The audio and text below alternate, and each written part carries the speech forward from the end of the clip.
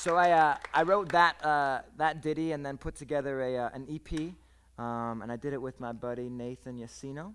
At the time, he was living out in Barrington, and we did it just all down in his basement. The drums he went and we did over at Arsenal Studios in Hoffman Estates, Arlington Heights, something like that, and did that. And I came out with my first EP. Before that, I had done a Shakespeare album. My sister came up with the title. I stole it from her. It was called Prose Before Hose, which I thought was wonderful. She said it, and I said, Mary, I'm stealing that. That's done. And I came out with that. But again, it was stuff that I had done.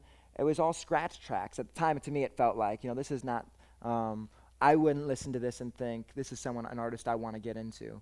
So I recorded this EP with Nate, and we fully produced it, and we threw on, bass and electric and drums and put together this whole album, and I was really happy with it and stoked. And that was in 2009. It all came together. And I was really happy with it, and I started touring with that. So I went to ISU, and I graduated in May of 2010 with a degree in acting.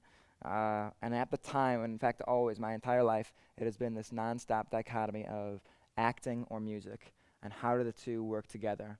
And getting a degree in acting, I loved Shakespeare festivals. I went and got to do some Shakespeare out in Iowa City for a while, and in Bloomington, and I just love acting and the process, really the lack of business that's involved. When you're an actor, all you have to do is show up to rehearsal at 11 o'clock in the morning, and you rehearse until 7, 8 o'clock at night, but it's awesome.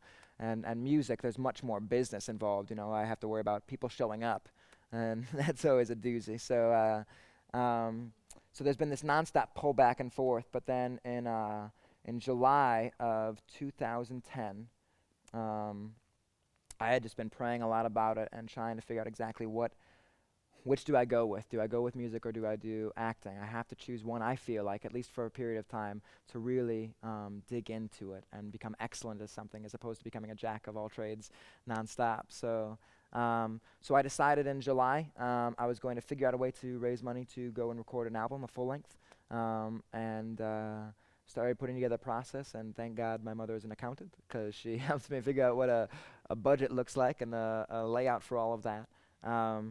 And got all the money together and put music together and started writing, and talked to my buddy Nathan Asino again. At the time, he had moved out to Seattle and was working at this place called Robert Lang Studios. It's a studio, it's actually quite wonderful. It's where Dave Matthews still records there quite a lot. Death Cab for Cutie. I got to see where Kurt Cobain sang his last song on recording. It was on the ground, which I'm not even going to go into Kurt. But getting to work there, it was absolutely incredible. I had never worked in a space that was so professional, and you have a room that is dedicated entirely to a piano. And put together this album, and when I was writing the album, it was, I wanted to branch out a bit and write some different stuff and get back more to my roots in spoken word, but bringing in some of that folkiness of music. And so I started writing just crash course. A whole bunch of different styles of music. And the album came out then really eclectic. It's got some songs that I feel like sound like Jason Mraz, and some that sound like Tracy Chapman, and some that sound like Rage Against the Machine. Or I want it to sound like Rage Against the Machine. My voice does not really go there as much, but we strive for it, So I wanted to play one from that. This is one I don't typically play at bar shows unless I've got a full band playing with me on it. It's I dig it quite a lot, but it's really controversial. And the thing I'm learning more and more, it's as I continue to go on in this, it's figuring out exactly what is my ideal venue, what is my ideal space for performing with people. And this, I love this. As nervous as it makes me to be so close to all of you, I enjoy conversation. I enjoy the idea that we can use music and poetry and words for growth, and that comes from conversation. And this piece has a bit, at least in my estimation, a bit too much truth. I remember the first time I played it at a bar, and it was just crickets afterwards. People were just I think I freaked them out, which is good. Who was it? Ernest Hemingway says, if you're not pissing someone off with your writing, you're not doing it well. So that's, I guess, an okay thing. But this is one I wrote. It's called Tearing Holes, and it was an attempt to do the perfect combination of spoken word and music. It's called Tearing Holes.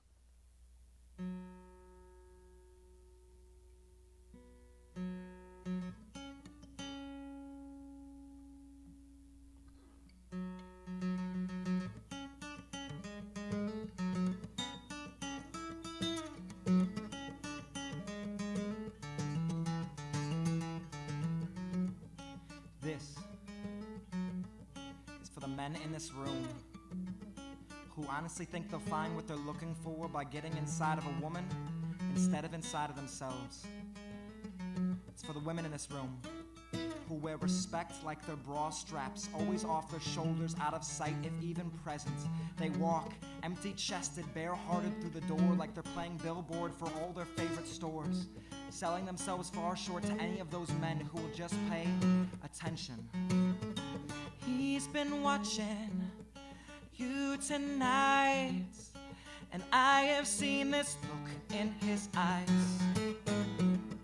A hungry patience, take his time, but you can bet tonight he will strike. He nods his head and plays sincere, but he just knows what you want to hear. String out promises and pretty lines, stretch your truth into a lie. Please don't leave with him tonight. He's just saying that he loves you 'cause he knows it makes you feel so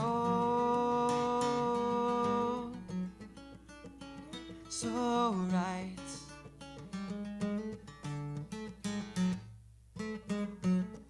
Quiet whisper, a long walk home. Don't listen and you won't feel alone. Your heart knows this game, it's been played before. Forget this boy, just walk out the door.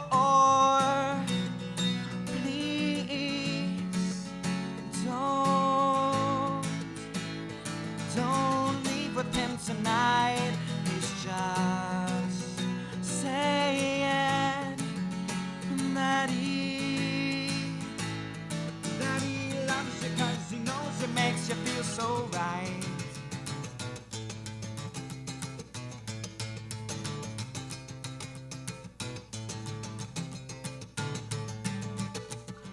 Brothers, have we forgotten where we've come from? Have we forgotten how to drop deep in our bones on the nights we feel most alone, instead of spreading sisters' skin over wounds we're not meant to forget? We are making tombs of future mothers' wounds in the name of curing our own souls, ignoring the holes we're tearing in the process. Please don't leave with him tonight. He's just saying that he loves you 'cause he knows it makes you feel so. Please don't leave with him tonight. He's just saying that he loves you 'cause he knows it makes you feel so right.